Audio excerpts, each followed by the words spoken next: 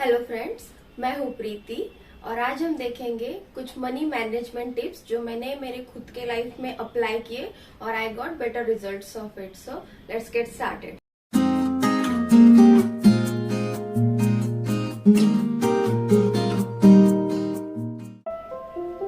सो first है track where you spend your money.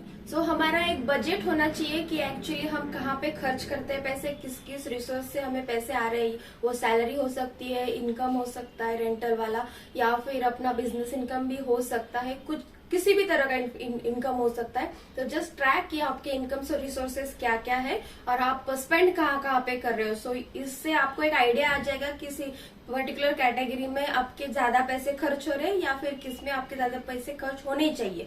So track whatever you spend, so whatever gets monitored gets improved.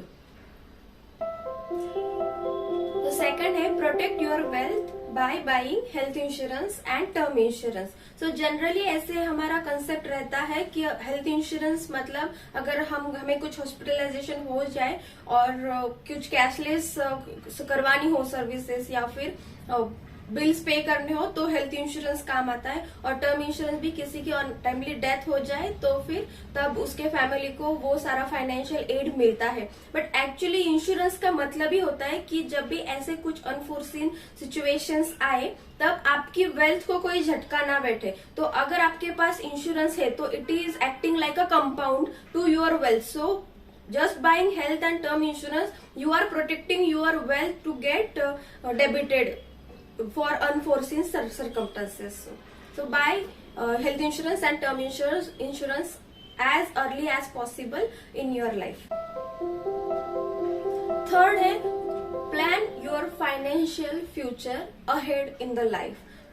हमें जो भी expenses रहते हैं, मतलब हमारे फाइनेंशियल जो भी गोल्स है, फॉर एग्जांपल हमारे बेटे का एजुकेशन है या फिर रिटायरमेंट प्लानिंग है, कभी कोई घर खरीदना है, सेकंड इन्वेस्टमेंट करनी है, कोई प्रॉपर्टी लेनी है एज मतलब अपना घर हो गया और फिर घर लेना है या फिर कार लेनी, तो जो भी आपके लाइफ के फाइनेंशियल गोल्स है तो उन्हें प्री प्लान कर लीजिए कि फॉर एग्जाम्पल नेक्स्ट 3 इयर्स में अगर कार लेनी है तो तभी अभी से उसका प्लानिंग कर लीजिए। So what it comes with a discipline कि हमने इस पर्टिकुलर गोल को प्लान किया था, ये कुछ सडन नहीं था, इसलिए it is not burning our pockets. So what ever is possible, kids का हायर एजुकेशन, स्कूल एजुकेशन, तो वो प्लान कर लीजिए। उस हिसाब से आप इन्वेस्टमेंट कर सकते हैं, म्यूचुअल फंड इन्वेस्टमेंट कर सकते हैं या फिर एनी टाइप ऑफ इन्वेस्टमेंट कर सकते हैं। तो इस प्लानिंग से होता यह है कि हमें डिसिप्लिन आ जाता है और जब भी उस अमाउंट को देना होता है या फिर जब भी वो खर्चे करने रहते हैं तब इतना पिंच नहीं फील होता जितना वो सडनली करने के बाद होता है।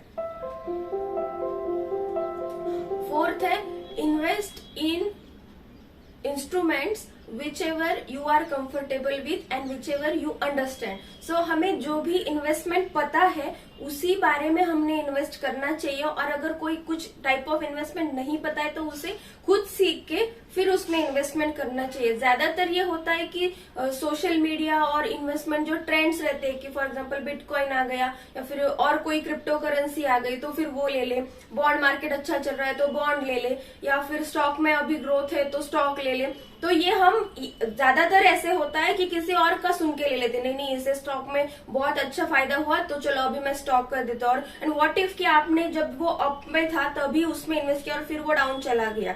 तो what ever you don't understand don't invest in it. So if you understand FD, invest in FD, and if you want better returns and want to invest in stocks, then learn about stocks, how it works and how it fluctuates and according to which factors. So it gives you the comfortable zone that whatever I am investing my money on, that is something I do understand and I am not blindly following anyone.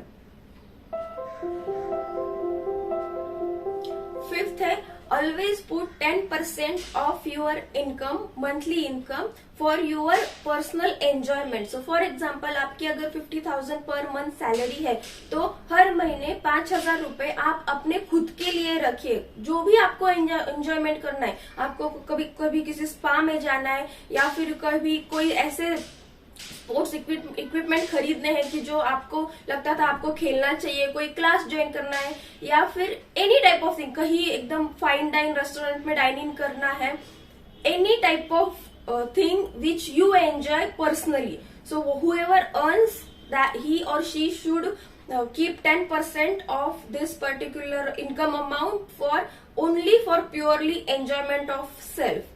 And this fact is mentioned in the book Richest Man in Babylon, that they also provide a fact that if you keep 10% of your income for yourself, then it keeps your morale and it helps you achieve the things better.